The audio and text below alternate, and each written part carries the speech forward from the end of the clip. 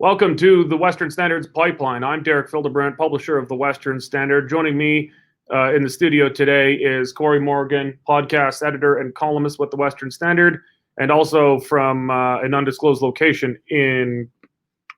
Hi, I'm Derek Fildebrandt, publisher of the Western Standard. Welcome to the Pipeline.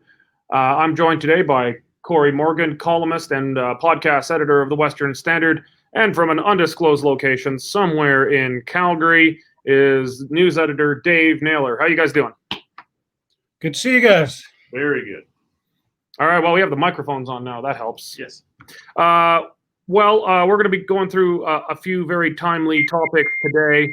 We've got very interesting news out of Edmonton. The NDP have introduced a motion condemning the Alberta independence movement. In no uncertain terms, we'll be discussing that. We're going to be discussing an exclusive Western Standard story from Dave Naylor on Alberta Premier Jason Kenney and UCP operatives actively recruiting candidates for the Calgary mayoral race. We will be discussing threats from some of the public sector unions and the AFL that are threatening a general strike and how fun that will be. We'll be discussing it. And, of course, takeaways from the Saskatchewan election. We had a live broadcast on that as it happened Monday, but we'll break it down. Actually, we'll probably get into British Columbia as well with some of our takeaways there since that was over the weekend. But let's bring it back to our first topic right here in Alberta. The Alberta Legislature voting on an anti-independence motion. That'll be likely happening on Monday afternoon. Dave, why don't you tee it up for us? Derek, this is a story that's just broken in the last hour on the Western Standard website. Basically, what it is an NDP motion likely to be debated on Monday that's calling for the legislature to denunciate the independence movement in Alberta. It's brought forward by Edmonton Ellerslie NDP MLA Rod Laloya, and I'll just read what it says. It's only one sentence long. Be it resolved, the Legislative Assembly affirm that it is unquestionably in Alberta's interest to remain part of the Canadian Federation and unequivocally denounce calls for Alberta to become a state that is independent of a strong and united Canada. So that's going to stir up some debate, obviously. Premier Kenney has always said he's a Canadian patriot, but others, including some people of his own UCP caucus, have said that independence needs to be on the table if we're ever going to get a fair deal out of Ottawa. That's what UCP MLA Drew Barnes said in June when he wrote a dissenting report. And that's basically what he told me about half an hour ago, Derek, when I got him by phone as he was driving into Edmonton. He says the motion comes as no surprise to him. And he says, until there are possible consequences on the table, Alberta is not going to get any fairer deal in Confederation. Thank you very much, Dave. No surprise that Drew Barnes is continuing to maybe not march the party beat on this one. This coming from Rod Loyola, which is interesting. Although often this is done in their names because it comes in a lottery for these kinds of private members' motions, and then the party kind of takes it from you. Do you think there's I think we can assume that Drew Barnes is not going to be voting the party line. The party line is almost certainly going to be to vote with the NDP on this one. Might technically be a free vote, but there'll be a lot of pressure to vote with the government against or with the NDP on the motion. Cory, do you think that there could be anyone besides Barnes who might not make this a unanimous vote? I don't know. I'd have to study the caucus a little more closely. I guess it depends on who has cabinet aspirations and a number of other items with that sort of thing. But it's just a pure political posturing gotcha play. It's a smart one. It's divide and conquer. It forces them to, the denunciation game. I get tired of it. Let's waste the legislature's time and have everybody vote to denounce white supremacy. Okay. But nobody was really supporting it. But now, if you don't take part in that debate, that means you must actually support it. To be fair, I think this is a bit different. I don't think there are any white supremacists in the legislature, and they're not a significant political force in Alberta. If you listen to Black Lives Matter, we are innately actually. Yeah, well, of course, everyone's a white supremacist to these guys. But, I think this is a bit different. Like, there's no white supremacists in the legislature. There is at least one sovereigntist that we know of, Drew Barnes. There could be a few others hiding in there who haven't yet kind of grown the gonads to speak out. The legislature is on this. I think it's a good use of its time? I'm not so convinced. But I think it is still pretty different from these kind of systemic racism, everybody's evil person kind of motions, because there are sovereigntists in the legislature. I think it's a good thing that there are. And actually, the NDP might be doing almost a favor to the movement unintentionally by giving it more airtime and letting it be heard. Well, perhaps. And if you want to play the game, and it is a game, and it's, as I said earlier when we were talking, well, let's have a counter motion. I don't want to waste more legislature time. I just think it would be ironic and appropriate. Let's also have a motion to denounce Hugo Chavez, who Loyola found himself quite endeared to. Perhaps even Castro, who Jagmeet Singh was mourning when he passed. Let's have everybody motion whether or not we support communists and extreme socialists, because it puts them in that sort of exact same sort of spot. Let's move on to policy in the legislature rather than these gotcha games. But it's political gamemanship. It'll be effective, as you said. It divides and it forces a lot of tough questions for people in the legislature to answer to. Well, this is the kind of thing that, opposition, even federally, has very little say over the legislative agenda. In Alberta, it has virtually nothing. All you get are private members' motions, private members' bills that come out through a lottery system. There's no ability like in Ottawa that you have opposition days every 2 weeks or so, depending on how many seats you have, an opposition party gets to bring forward a motion of some kind for debate. It's very common that opposition parties will bring forward motions that they know are going to put a finger in the cracks of the government and try to pry that open. So I actually think this is actually kind of common in terms of it being a tactic. We did it in Wild Rose wherever we could, again, using our private members' motions and bills. But I think this is just different in the sense that this topic has never actually come to the floor of the Alberta legislature in a major way since we had a single Western Canada concept MLA in the 80s. And I suppose technically me, when I was pushing away maybe a bit more moderately than this, but I think the discussion's moved a fair bit more radically since my time in the legislature. But this is the first time that the two big parties in the legislature are going to potentially duel over the issue. Well, which is indicative. When we're looking at probably 25% of Albertans are really looking at it, it's higher than ever, depending on which poll you want to listen to. And yeah, it shows the anti-democratic means of the NDP, where they just want to slam debate shut altogether on something, close that door, call it extreme. That's a large chunk of the province. You're telling that we shouldn't even discuss what they're thinking about. On paper, the NDP are trying to shut it down. But at the same time, funny enough, they're the ones bringing it up. Oh, they want to inflame it. They do. The Tories are the ones who are desperate not to talk about this because this will divide them. The polling we did had between 40 and 45% of Albertans in support of independence, depending on how we ask that question. And of those, support within UCP voters who haven't already moved to one of the sovereignist parties, they were split right down the middle. There is no more dangerous issue for the Tories than this. I don't think their caucus is going to be split as evenly as their members. They've got political careers to worry about, so there's more consequence to where they take. But it'll be it'll be fascinating to watch the political fallout here, and if anyone else breaks ranks to vote against the motion. Okay, well, let's move on. Right closer to where we are here in our Calgary studios. The Western Standard's Dave Naylor broke an exclusive story on J.C. Kenney and some UCP operatives actively out recruiting candidates for the mayoral race in Calgary next fall. Dave, why don't you let us know what was really the guts of this story that you broke yesterday? The guts of the story seem to be that Kenney and the UCP officials or other MLAs, other cabinet ministers, are desperately trying to recruit a Calgary mayoral candidate to be the voice of conservatism and run against Jeremy Farkas. Our sources tell us that the Premier and Farkas don't see eye to eye.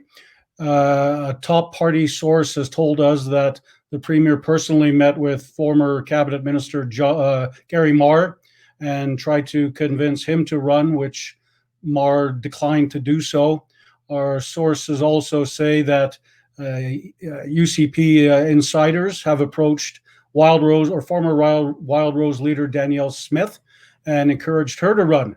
And she told me yesterday her days in politics are over and done, and her husband doesn't want her involved anymore. And you can certainly understand that. But it seems to me like there is some UCP meddling going on in the race for October 2021.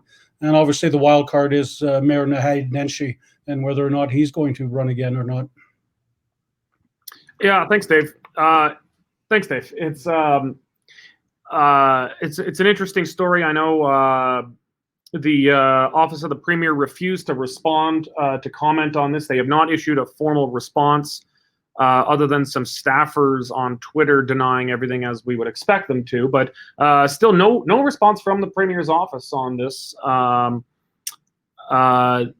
The story, as it concerns Danielle Smith, our sources line up actually with her story. That's the only place where the subject of a potential candidate lines up with what our source has said. She met some people have. It's been one of the worst kept secrets in Calgary for some time that there's been some effort to draft her into the race. She said she's met with some of these people who have tried to convince her, like Alan Hallman, but that she has said no, and that I think at this point, I think that's going to be correct. Although things could change, but I think that's going to stand. But it's on the Gary Marr side. He denied meeting with Kenney. Again, we've heard nothing from the Office of the Premier on the topic, but Marr himself has denied meeting with Kenney. And but I know, this kind of insider source, you'll just never get the news unless you protect anonymity. And I know that can be frustrating and often abused by media. But this is a source that went through some pretty strong vetting with us to make sure this was a credible source. And this source spoke with Marr himself, and Marr told him that Kenney sat down personally to meet with him to discuss this. Cory, why do you think this is all really going on? Well, this is going to be, I think, a watershed election. We don't see that often. We don't turn over mayors in Calgary very often.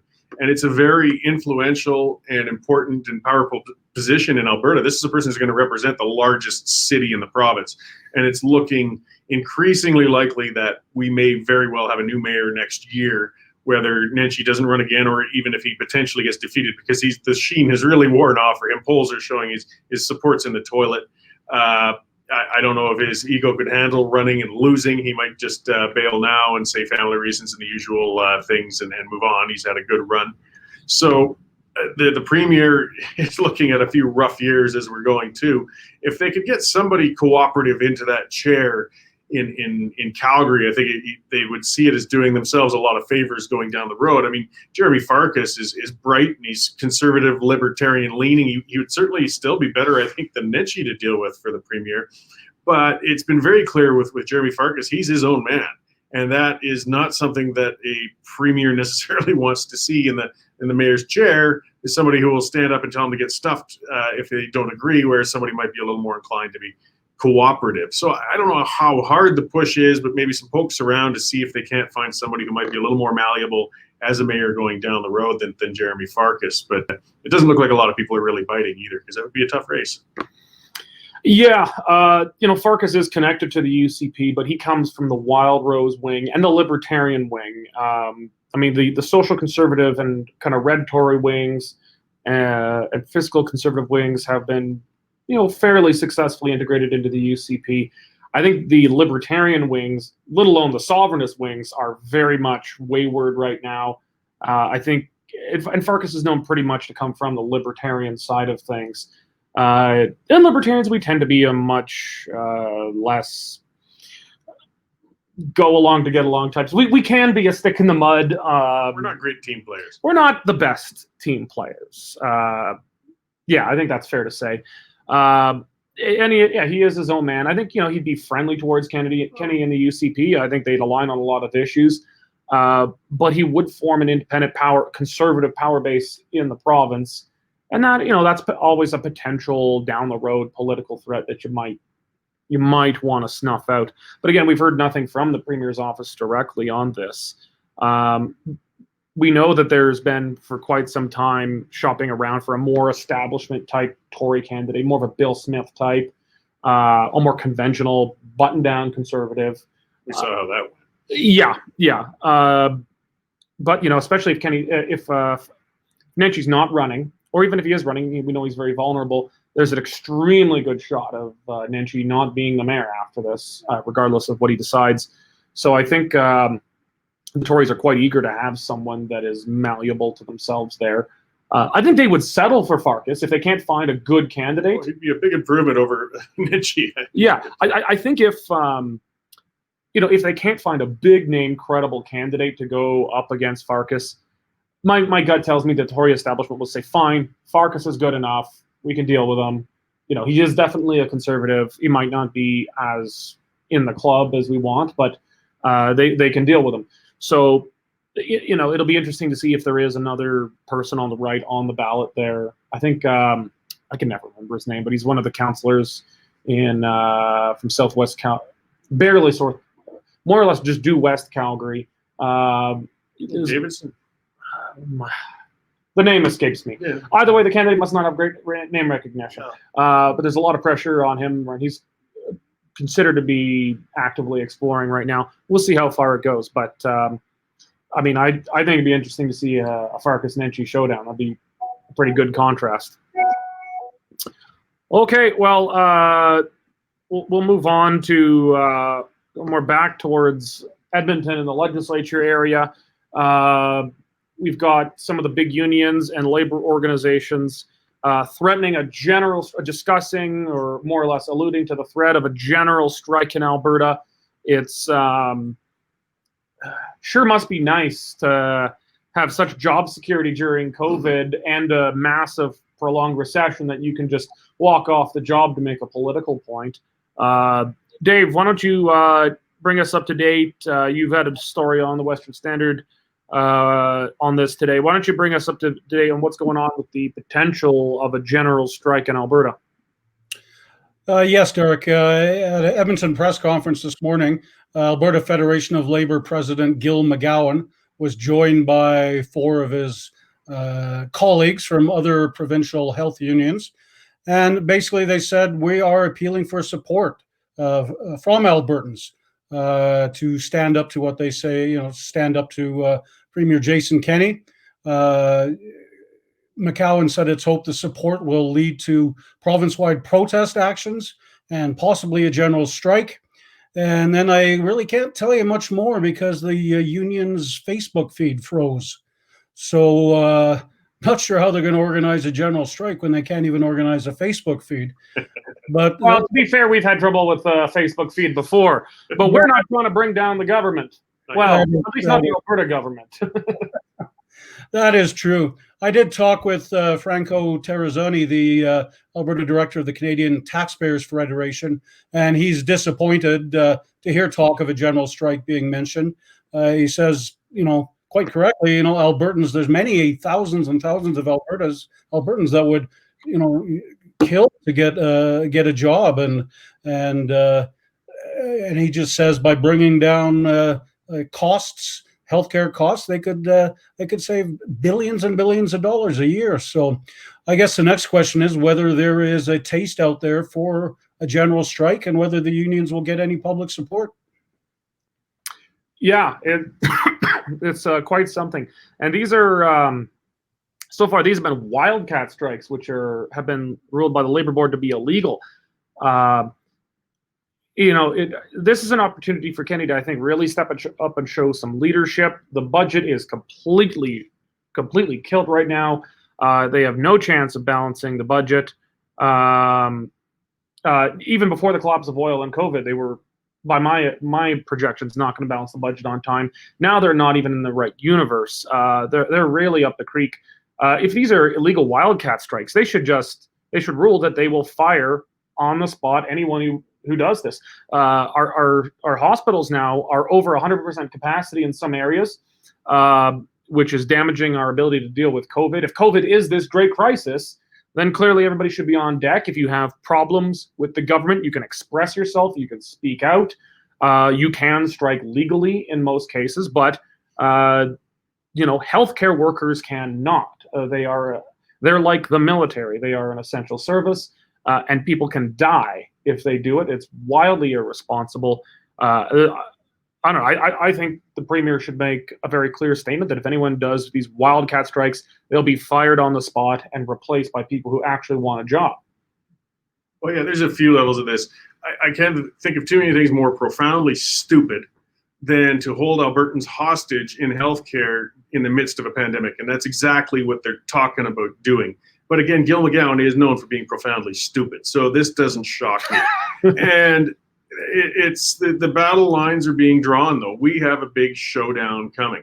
And it should be noted, like the games they're playing. Oh, this was a spontaneous wildcat strike. Yet the head of the Alberta the AUPE was standing out front at 8:30 in the morning with a podium, with a speech prepared and ready to go at one of the Royal Alexandra Hospital, I believe it was.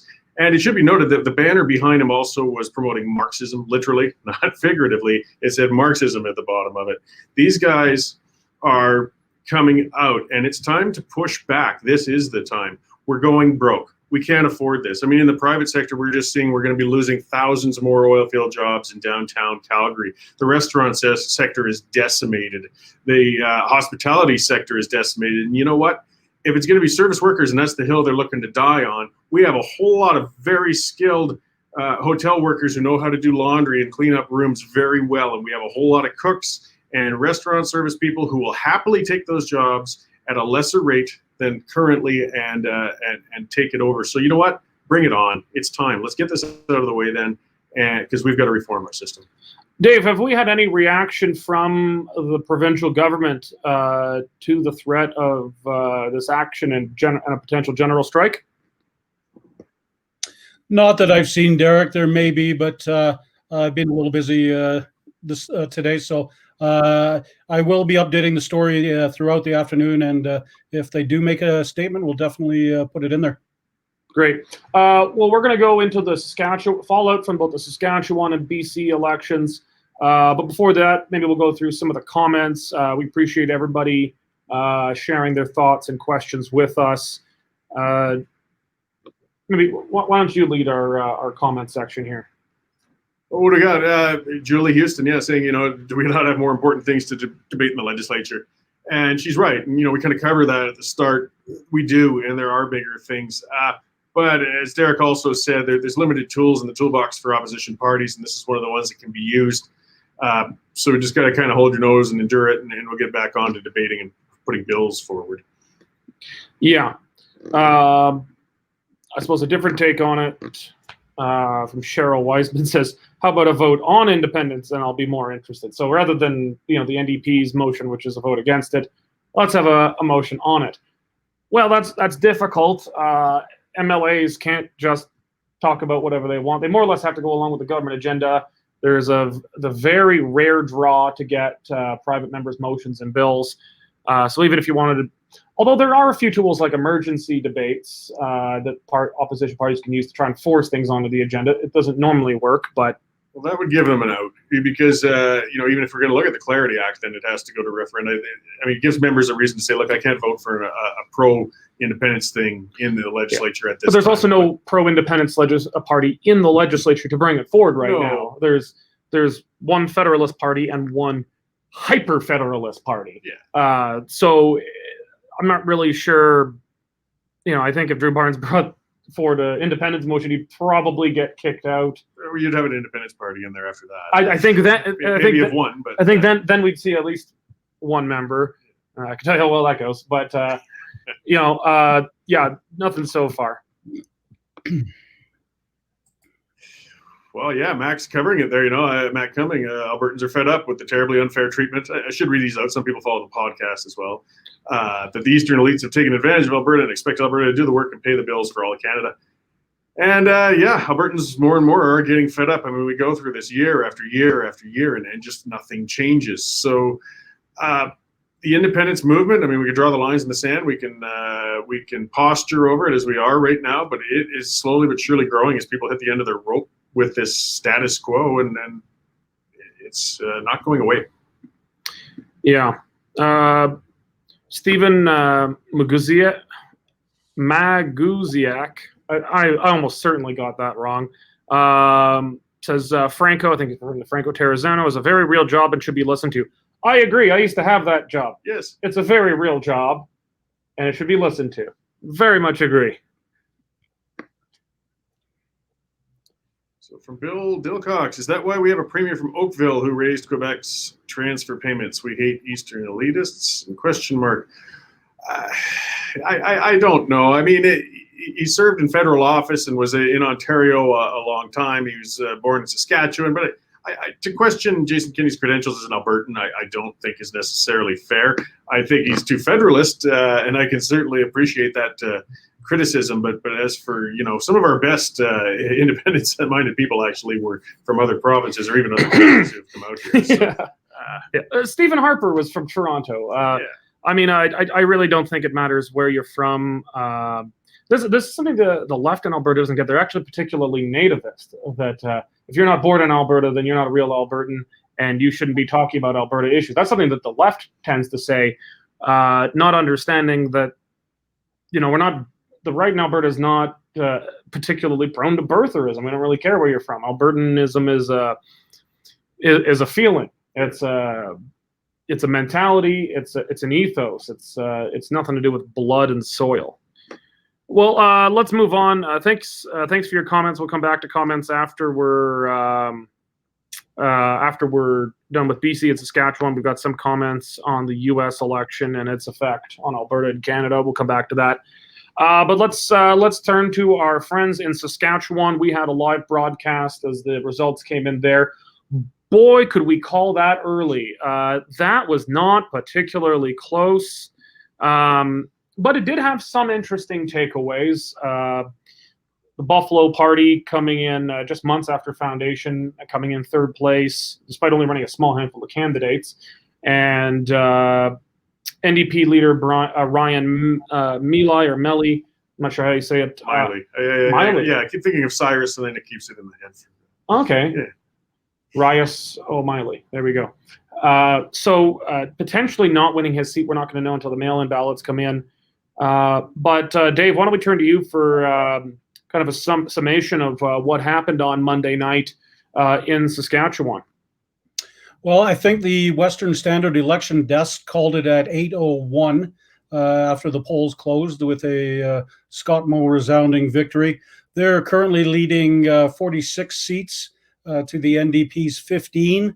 There's still about 60,000 mail-in ballots to be counted, but that's obviously not going to change things a great deal. I think you're right, Derek. I think one of the stories of the night was the Buffalo Party running second in several ridings. So it was an evening they'll be happy with. It'll be an evening the NDP will say, well, it's probably what we expected. If Miley loses his seat, obviously that'll put a damper on things, but no great surprises at the end of the day. And the best part of our broadcast was, I'm going to mispronounce his name, Quick Dick McQuick or something like that, was it? Quick Dick McDick. Yes. There you go. Yeah. I can tell my grandchildren that I was on a broadcast with Quick Dick McPick.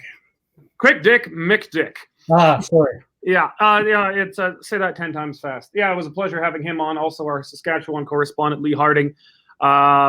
Fascinating evening in some respects. Very boring in the sense that what we predicted was going to happen with the Saskatchewan Party happened. It was just an absolute blitz over the NDP. Dave, before we go to Cory, do we have any sense yet of, has there been any update yet on Ryan Miley? Yeah. Ryan Miley's seat, because if he does not manage to hold on, and he was down, I think, from at least the ballot box votes, there's going to be a lot of mail-in votes obviously to come. But if he does lose, that'll be a hat trick for the NDP. He'll be the third NDP leader in a row to lose his seat. Just an absolutely wretched title for the NDP to achieve, a hat trick of losing their leaders in elections. Do we have any update yet on what's happening with that? Not as far as I know, Derek. I'm assuming all the mail-in votes will be announced at one time, and we're not going to get a running total until they've all been tabulated. Very good. Yeah, the Western Standard, our news department run by Dave tries to we keep with established journalistic principles and editorial controls. We are alternative media, but we try to keep to a standard that would be recognizable in the mainstream media. But I think where we're very different is we focus our attention on areas that are ignored in the West, on issues and people and groups that are ignored. So we spend maybe a disproportionate amount of time talking about smaller parties, smaller movements. If it looks like there's, a potential for that to grow in the future. The mainstream media in Saskatchewan that I was watching almost entirely ignored the Buffalo Party. Spent more time on the Green Party leader. In the Green Party in Saskatchewan than the Buffalo Party. Buffalo Party ran in, so the Green Party I think ran in most but not all ridings. The PCs ran in roughly 25, I might be mistaken. Buffalo Party ran in 17. In those 17, as Dave said, they placed second in quite a few of them, and third virtually anywhere else. They beat all of the smaller parties in every riding that they matched up, except for one where the PCs edged out slightly, and and it even beat the NDP in quite a few. In Estevan, actually, they got into approximately 25% of the vote. Well, that's not chump change. It was still a long ways away from the Sask Party candidate, who, that's a super safe riding. That's about as dark green as it comes, but. They made a real impact, and they're only a few months old as a party. Where do you think things go in Saskatchewan, the Buffalo Party and the Saskatchewan layout from here? Yeah, well, and because it was such a blowout for the Sask Party, there's really only so much you want to discuss on it. We might as well look at the up-and-comers, look at the close races, look at the things that perhaps are outstanding or indicative of future trends. And the NDP's trend is terrible. It's noteworthy. It's quite a blow to them if they lose their leader even and might have to go into a leadership race potentially, or have a leader outside of the House as they try to serve in opposition. But the Buffalo Party is worth mentioning because, as we said, now this was a party that's brand new. They got registered in March, I believe. They ran 17 candidates on a shoestring. I know this very well. I mean, when I led the Alberta Independence Party into the 2020 election, our founding convention, they called the election 2 weeks after that, or not 2020, 2000 election. I'm getting old. Either way, some deja vu, and we didn't finish anywhere nearly as well as the Buffalo Party did. I mean, it's striking. I mean, they didn't threaten on any of these seats, but they were the strong second choice, and that can change and that can grow. So they're the force on the flank. I also know, though, that between elections is the hardest time of all for alternative parties, whether it was back when we were with the Alberta Alliance or Wildrose, to try and raise funds, to try and keep people together. There's that post-election hangover. There's being tired. So seeing how well they can hold it together and organize now, when they got a 4-year run before they can really take another swipe at it, will be interesting to watch. Yeah. Really, the only time I've seen the Buffalo Party in a headline on any of the news aggregators was yesterday, Tuesday, with the surprising result of the Buffalo Party. Not to, we shouldn't flog it too much. They're just a little under 3%, but 3% when you're running only 17 ridings, roughly a third or a quarter of the constituencies, that's not chump change. That's a significant heartbeat that they're showing. It's not a breakthrough, but it's a heartbeat that they're showing, and it's got the potential to go. Although I think, those kinds of Western sovereignist parties are going to have a harder time catching on outside of Alberta, because for the idea to be even vaguely plausible, Alberta kind of has to be the first, has to kind of lead it. And so for Saskatchewan or anyone else to be a part of it, I think very much it's seen as they have to go in conjunction with or following Alberta. So it's a harder case to make.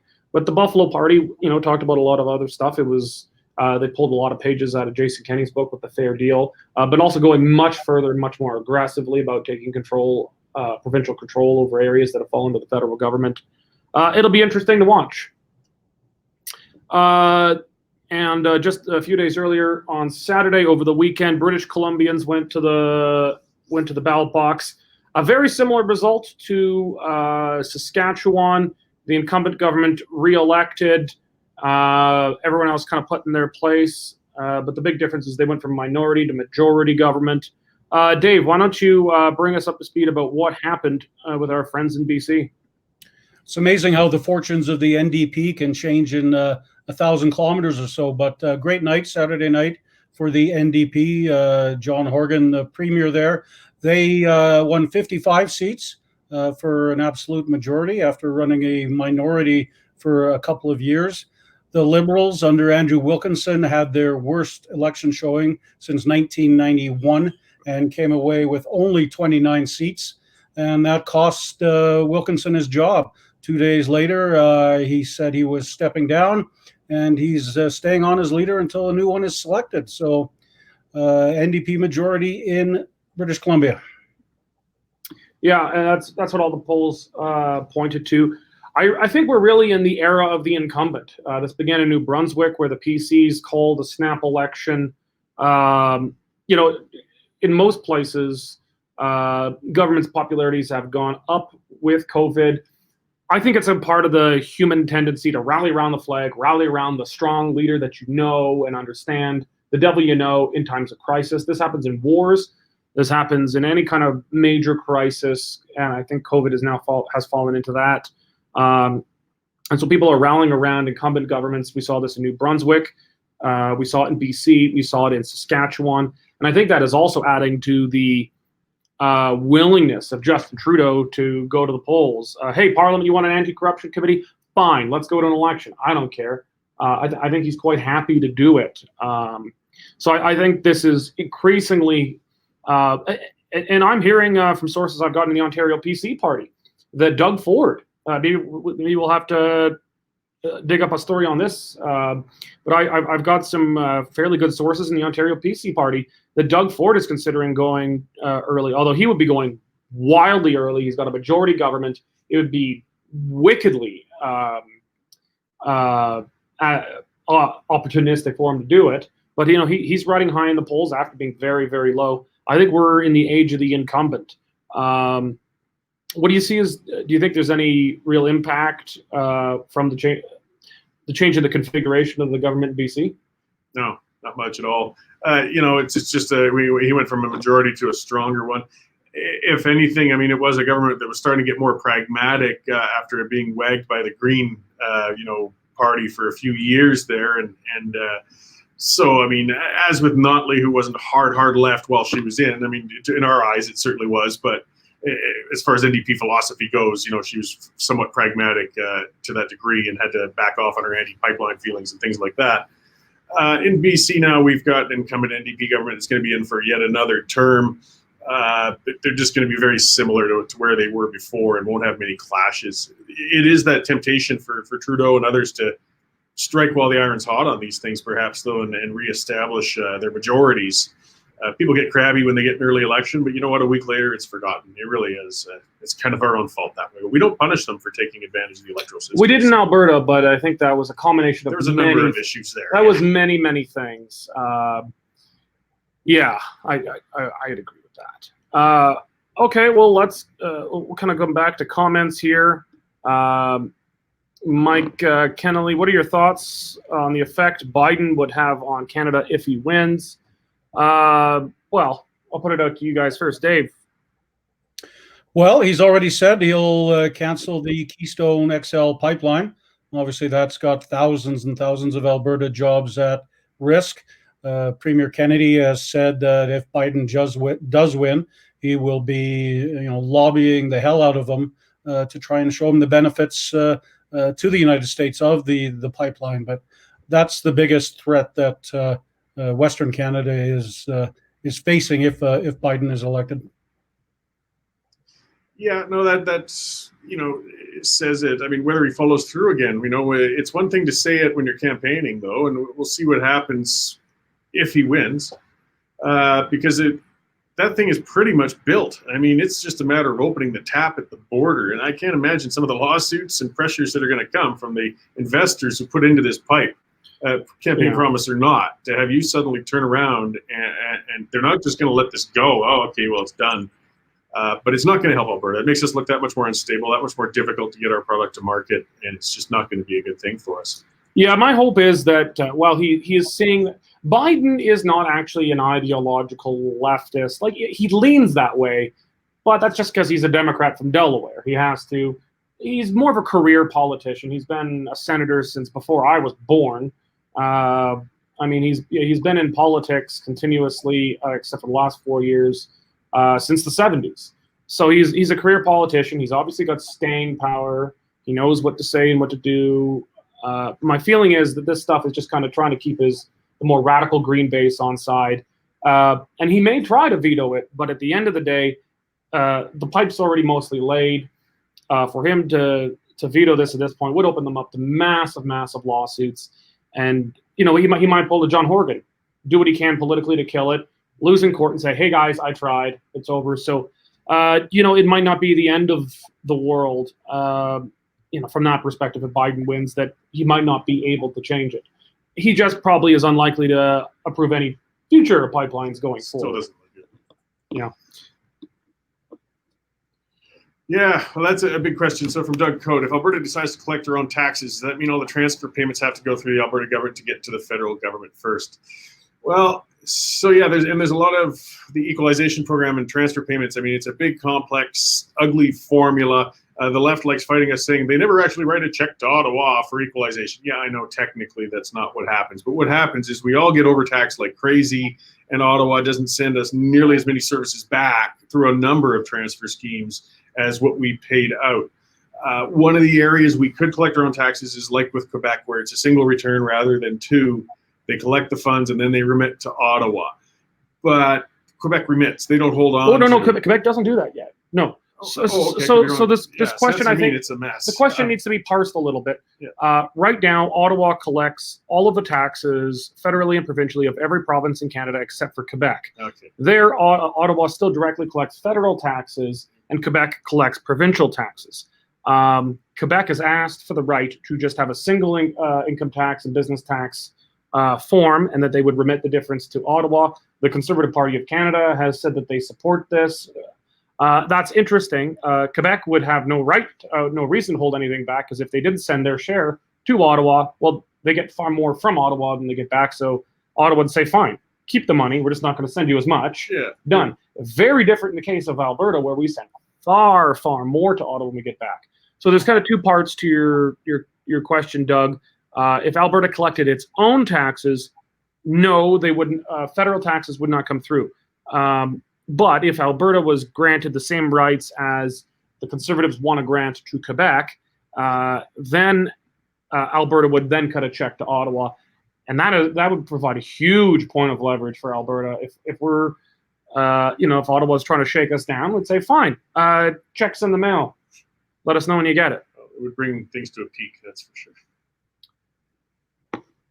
Yeah, from Julie Houston, and I'll address your second question there quickly while I'm at it too. She mentioned something a bit personal but worth mentioning. But yeah, instead of punishing, in this case, lower income workers who took part in the strike, could we punish the union leadership? I fear many of the people who participated did not really understand the implications of what they're doing and possibly were misled by the leadership. And I think there is a degree of that, what is going on. The thing that's going on is the leadership was very careful too, because it's not illegal for these individuals to go out. It's illegal for unions to put them out. That's why they're saying it's wildcat. That's why they're saying it's spontaneous. If it was actually union organized, these are actually considered essential workers, and the unions could get in a great deal of trouble.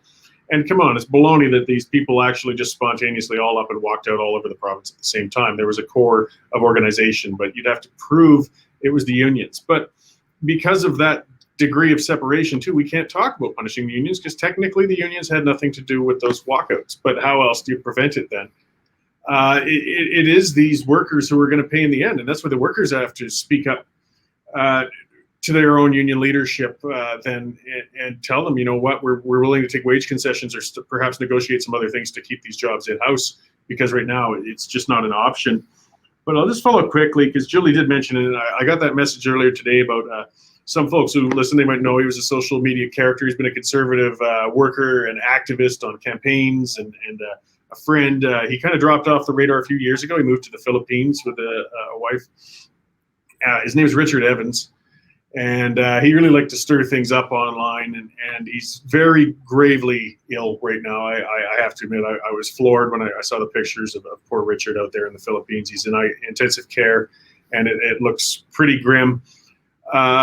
Though we can always hope for the best. The praying sorts of people, please, send Richard a prayer, and we'll hope that he can manage to come out of this. But are you asking people to pray on behalf of your heathen ass? Those who are into the praying thing, and I will send a note to the spaghetti monster. But yeah, poor Richard is in terrible shape, and I really appreciate him as a friend and everything he's done for Alberta politics. Everyone's an atheist until you get sick. Well, so let's hope for the best for Richard there, and yeah, well, that's the best I can do is give a shout out, Richard. Yeah. Max Cummings says, without a vote on independence, Kenney is one and done, and he is a Trojan horse for Eastern Conservatives, and his job is to kill independence in Alberta, much like Prentice tried to. I don't think independence wasn't really on the radar during Prentice's time. I mean, the idea of fighting back against Ottawa was an issue. I mean, we were in the Wild Rose, and when I was at the Canadian Taxpayers Federation, we were discussing equalization and fairness and whatnot. But the independence movement really, really was in the basement at the time. There's good people who were involved, but they were. There would have been probably half a dozen serious activists in the province at the time. It was really just on the back burner. It was, I think, with the election of Rachel Notley and Justin Trudeau that it really came again to the fore. And since Justin Trudeau's re-election kind of morphed into a more credible, organized movement. So I'm not sure it's fair to. There's a lot I like to blame Prentice for. I'm very much not his biggest fan, but I'm not sure it's fair to put him on there. But I think more to the point about Kenney. Well, for one, Kenney didn't campaign on an independence platform, so it's still at that point unfair to expect him to put something forward like that. Those of us who came to the conclusion that independence is a better option, and impatience is difficult. Yeah, you want to get out, get moving, and get a new system going. But to be honest, if an independence vote were held tomorrow, it would lose, and it would lose terrifically. If we're talking about incumbents managing to hold power, even if it was 20-30%, that would be a strong independence vote, but it would also be a much stronger vote to stay, and you're not going to get that on the ballot for another decade. So what I can counsel is patience. Personally, I think one way Kenney should deal with this and juggle with it, though, and respect Albertans, he did campaign on citizens-initiated referenda, full out on the ground, not just the government initiating referenda, which is nice. But you set a bar, you put a certain degree of signatures required, you have some. Well, they are bringing that forward, but there's a difference. They're not allowing it on issues of the Constitution, which is essentially saying you can vote on speed limits, you can vote on taxes, but you can't vote on those big questions. We've got to get a wide open citizens-initiated referenda plan. If the support is really there, leave it to the Albertans to bring it forward, nobody else. And the bar is set high. If it's real there and it's strong, Albertans can do it, get out there, pound the pavement, and have it out. But until then, we're not quite there yet. Yeah, I think if you want to kill the movement, you hold a vote today, and then you're just done. People in Quebec, even sovereignists, generally don't want to hold another vote for the most part because they think they'll lose again, and it'll put them back even further. Mm-hmm. So, okay, well, I know we've got other questions and comments, but we can't take every single one every day. But we appreciate everybody who's participated, everyone who's tuned in. If you're not yet a member of the Western Standard, please go to westernstandardonline.com and go to membership. For just a few bucks a month, you can help to support independent free press, genuinely independent and free press for the West. We are one of a very, very small number of genuinely free press organizations that are not accepting government funding, not complying with government media licensing. So if you want to support our work, please go become a member on westernstandardonline.com. Also, we're still fundraising for our CBC Legal Defense Fund. Go to westernstandardonline.com/CBC, and you can make a donation to our fund to defend against the CBC's threat to sue the Western Standard for some pretty frivolous trademark infractions that they're quite bizarrely claiming. But thank you very much. I'm Derek Fildebrandt, publisher of the Western Standard. Thank you, Cory, podcast editor and columnist, and Dave Naylor, news editor of the Western Standard and reporter extraordinaire. Thank you very much for joining us today. Have a good one.